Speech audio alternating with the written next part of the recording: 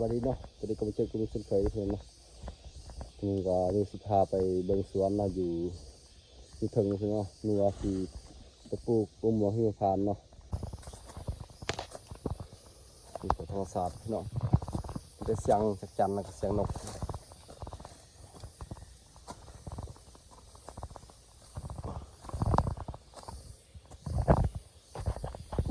อากาศมันก็ดีอยู่ในป่าเนาะมันเย็นดีเนาะแต่ว่าอยู่บ้านมันอยู่ไม่ได้ละเพราะว่ามันหอมเนาะเพื่อนเนาะช่วงนี้เนาะช่วงเดือน5นี่นี่แต่แสงจักจั่น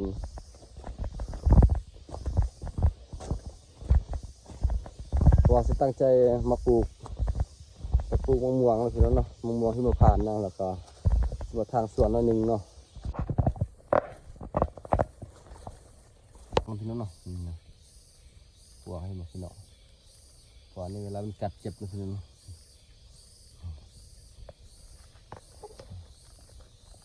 โอ้โห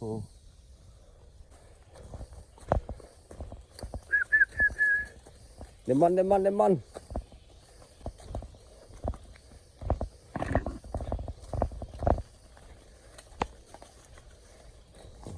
ไปจะไปโอ้โหมันเมื่อยนะมาคนละพี่น้องเนาะพี่น้องโอ้โหเป็นแก่ละเห็ดไปนะมีเนาะน้ำเนาะพี่น้องเนาะ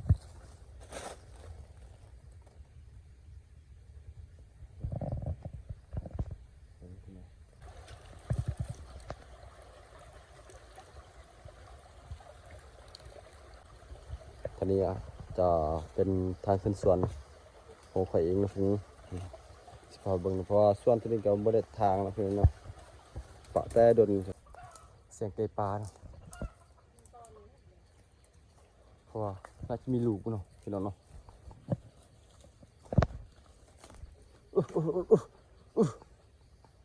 ไปสีแดง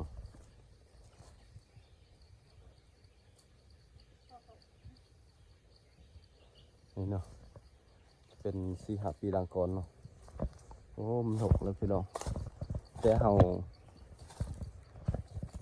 อย่างน้อยๆพี่น้อง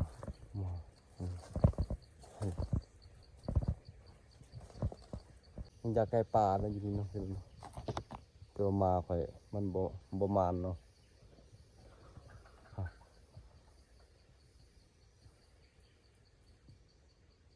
ไปที่แดง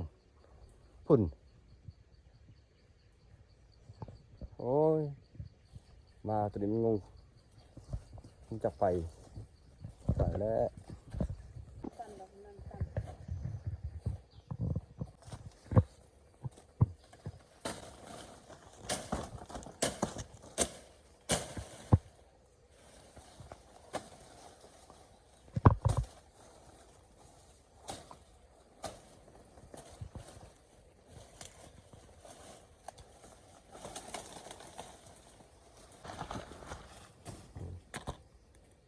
ผมมัวหิมพานต์เนาะ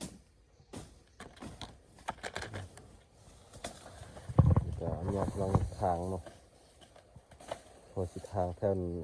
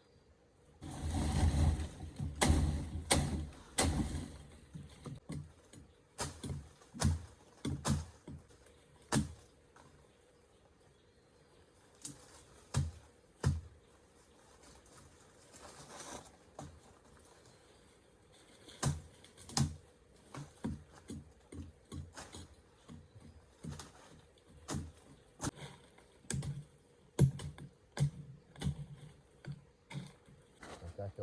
เด็กป้าคนกินข้าวได้เพิ่งเนาะเดี๋ยวจากไปทางสวนแล้วเพิ่งเนาะเอ้าพี่จ๋าเอ้าไม่จ้าเอ้ย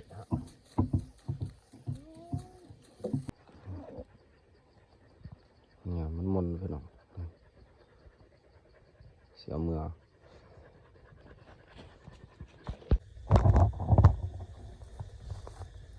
มาเลยเมื่อยมาแต่ปลาแล้วพี่น้อง